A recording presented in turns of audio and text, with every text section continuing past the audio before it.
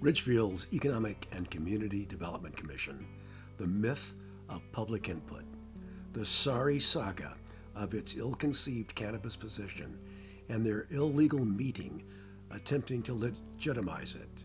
Or, strike three, you're out.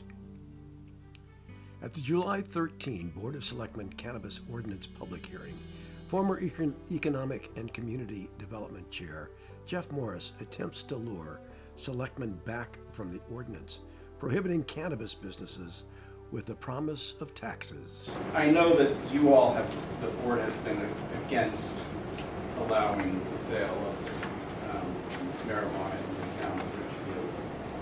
And I know that you had some hearings and then voted against it, and now we're pushing this. And I think it's very short-sighted. So I think 2 and 3 years down the road, when you're looking for an extra $1 million or $2 in your budget, I think you're going to say, well, we gave up that medical marijuana taxes and economic development, but at least we don't have any prostitutes on the streets. Followed by the current chair of the ECDC, who tries to say that this is an official position of the commission. To continue on with what Jeffrey Morris was saying, he's with the Economic and Community Development Commission with me, and as you know, the ECDC made a statement saying that we believe economic development should really be considered more thoroughly here. And even if the Board of Selectmen doesn't want to have retail sales, there are so many other types of businesses related to marijuana, such as the growing, the cultivating, and you're disallowing everything. When it seems like what people are really, if anyone's concerned about this, it's really just about retail sales, and we are blanketly saying we can't have anything. And this should be a consideration in economic development. Thank you. But when challenged by the first selectman, she can't seem to remember the commission ever voting, and Jeff Morris mumbles something about it being advisory with no voting authority. I don't know, we never received a vote from, did you vote, ECDC?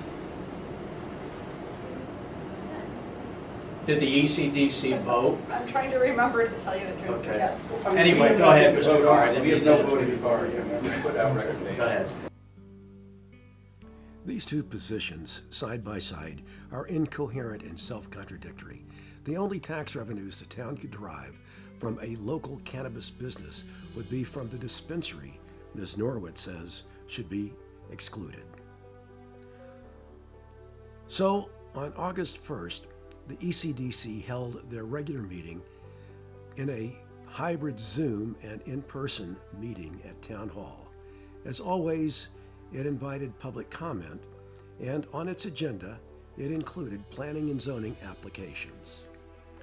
The minutes of the previous meeting indicated that a zoning applicant had been allowed to make their case to the ECDC at its July 11th meeting.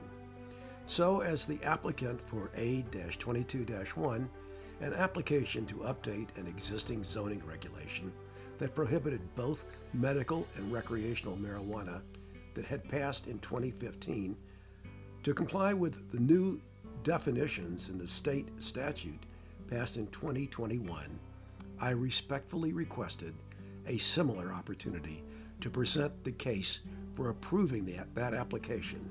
Here is how that went. All right, should we start? Yep. We have a quorum. Great. Thanks everybody for attending, and we're going to start the ECDC meeting at 6:32. First announcement is our next meeting is on Monday, September 12th. It's a little bit later than usual because the Monday of Labor Day, we're obviously not going to have a meeting on that day. Next is our approval of the July 2022 minutes. I wanted to suggest we modify the unapproved minutes to reflect the opening section is about about the planning and zoning, and you were talking about the Ethan Allen Highway possible rezone, and from the phrasing of the minutes, it sounds like two people were here as guests commenting. but it was actually Kay. Kay had attended a planning and zoning meeting on behalf of the ECDC to, as you're doing regularly, and was reporting back to the ECDC about what had happened in some planning and zoning meetings. And so when it says, so for example, Is this what that guy's email was about? yeah, This guy. Oh, hi. so, Sorry. in the minutes, it says Attorney Bob Jewell and developer Dr. Lipton, Bob, et cetera, you know, and then it goes on. That was actually Kay reporting to the ECDC what Attorney Bob Jewell and Dr. Lipton had said in a planning and zoning meeting about an issue that ECDC is interested in. Correct. And so they weren't actually at the ECDC meeting in July. And so I want to suggest that we modify the minutes just to reflect that this was Kay reporting out and not that we had guests at the meeting on the subject. So that's it for my modification of my suggested modification to the July minutes. Okay, I move that we approve the July minutes with those modifications. Second. All in favor? Just a second. And all opposed? None. So we'll modify those minutes. Next item on the agenda is planning and zoning applications and engagement. Part of the, Is Alice Dew coming? she's here on Zoom. Oh. Hello, Alice. And we're almost to you, Alice. We were trying to get these items out. I guess I could have rearranged the agenda now that we. Right now, we have 3 different cannabis proposals. One, as you know, is the Board of Selectmen's, and they're moving forward on that. If that does not pass, then it's a matter of planning and zoning is going to extend the moratorium another 3 months so that they can discuss things and come up with a zoning reg if the ordinance does not pass. And there's a third one by an individual, Mr. Carr, who is going through zoning for prohibition on marijuana. So those are the 3 of those at the moment. Alice have questions for Thank you. the process over Through there. the chair, may I? Do you have any questions for her? I think so. Okay, yeah. To Ms. Dew, has the Planning and Zoning Commission referred A-22-1 to the ECDC? That's the I cannabis. don't know if Rob has done that yet. I haven't heard from him. He was going to do all the commissions that he felt should be contacted. We have not received an Okay. official request from planning and zoning for comment by the ECDC. I'll ask Rob about that. This is your last meeting before the 16th, so. That's all I had for planning and zoning matters. If anyone else has any other discussions? Nope. Okay, so we don't have cannabis on our agenda, and we don't plan on speaking about it tonight, just so you're aware, Mr. Brown. Well, then I'll fold up my tent and go home. The presentation they refuse to see is available on YouTube, and a link is supplied below. But clearly, the leadership of the unelected ECDC had already made up its mind and did not want to be confused by any facts that you will learn when you visit that video linked below. Finally, on August 8th, 55 days after the Planning and Zoning Commission received application A22-1, its chairman sent a referral letter to the ECDC, which was not received in the Land Use Office until August the 11th. The first chance the applicant had access to the referral for a public hearing to open in 5 days. The letter referred to the application as a special permit application, which it is not. It is an amendment application. It invited the ECDC to provide input for the public hearing just 5 days away, even though the PZC has had this application for 55 days, and presses the ECDC to respond by August 16th. So the ECDC chair called a last-minute special meeting first thing on August the 16th. On that agenda is an item to establish an opinion on the cannabis application. It arrives in the town clerk's office at 3:53 on August 15th. Connecticut's Freedom of Information Act mandates transparency for all public agency meetings. Section 1225D of the state statute requires that special meeting agendas must be posted not less than 24 hours prior to the meeting. The agenda delivered to the clerk's office at 3:53 on August 15th is 16 hours and 7 minutes before the 8 a.m. meeting on August 16th, and it fails to comply with the 24-hour minimum.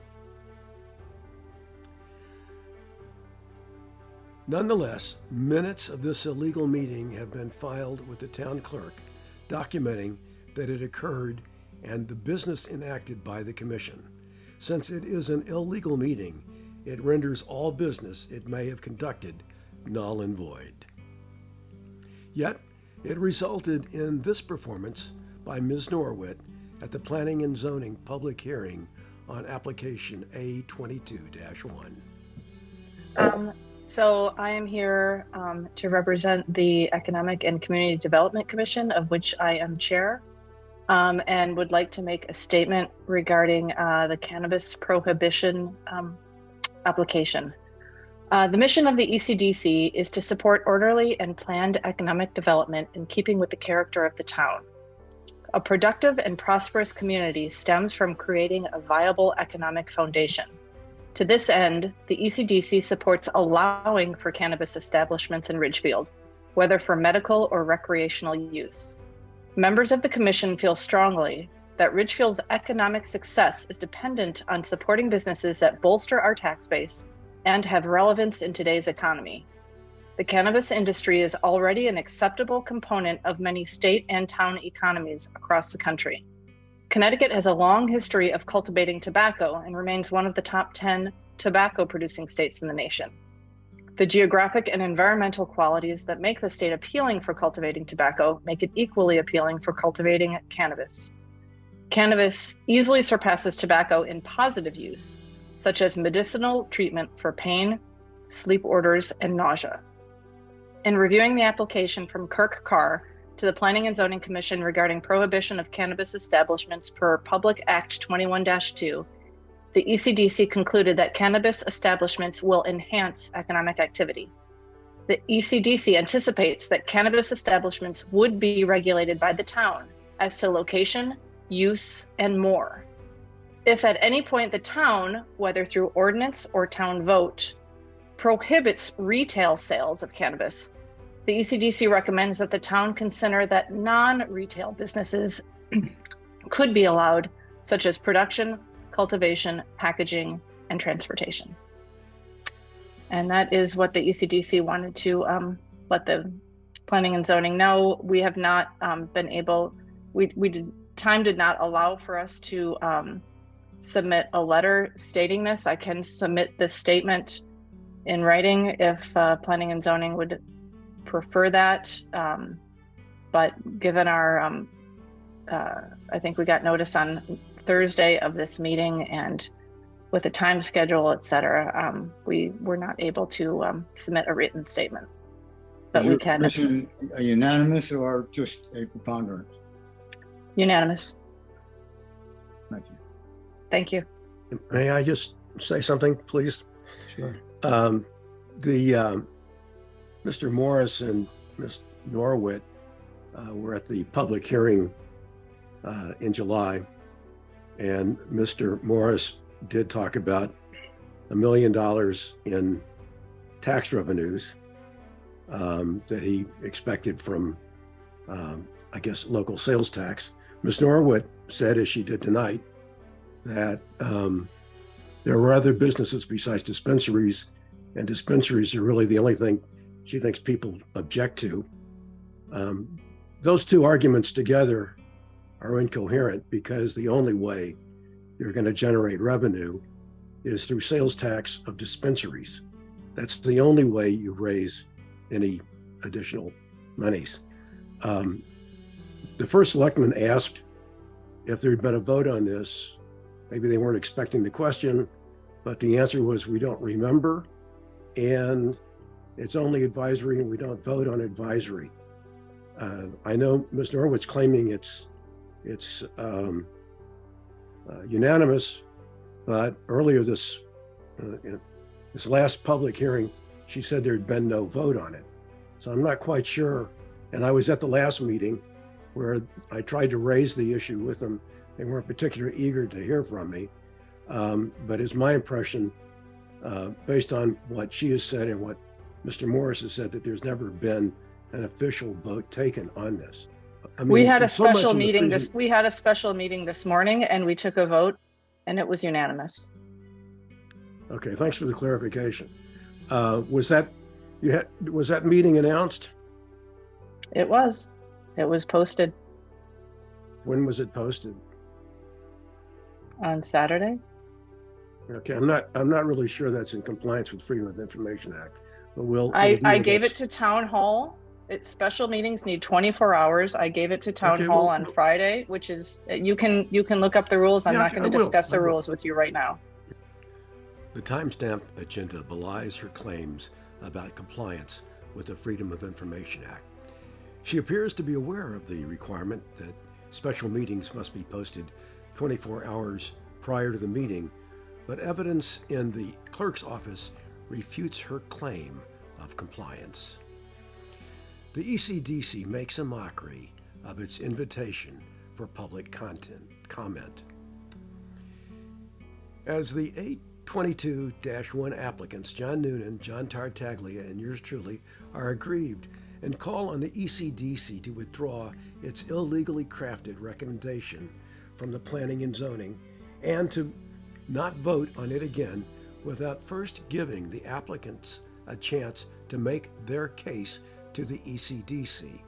A denial of this application by Planning and Zoning with this illegally produced recommendation from the ECDC still on the record for consideration will provide the applicant grounds to appeal that denial. That will be strike 3. Strike 2 is the misrepresentation of the application to referrals as a special permit application when it is an amendment application as previously shown in this. Chairman Hendrick explains. Obviously, Alice does, as per normal, Alice did the referrals with the departments, with the other kind of staff departments. I did the referrals to the, sort of elected and boards and commissions. And I will apologize when we have kind of a standard referral letter, which references the section. And actually, I made a mistake, and as I edited them and sent them out, I referenced the special permit application section in a part of the letter. I don't believe that impacts the referral letter. The referrals made, but it was a kind of typographical error, and I apologize to Mr. Carr for that, and anybody else. I think that it was just a typo. Oops. The referral to the ECDC is fatally flawed, and the apology is not acceptable or accepted. Strike 1 is the illegal addition of this application to the agenda of the July 26 Planning and Zoning Commission meeting without it being moved, seconded, and approved by a 2/3 vote as required by Connecticut State Statute, Section 1-225C. A separate video on that FOIA violation was posted previously, and there is a link below. If Planning and Zoning Commission denies A-22-1, these are 3 strikes that constitute grounds for a successful appeal to the court under Section 8-8. Thank you for your attention.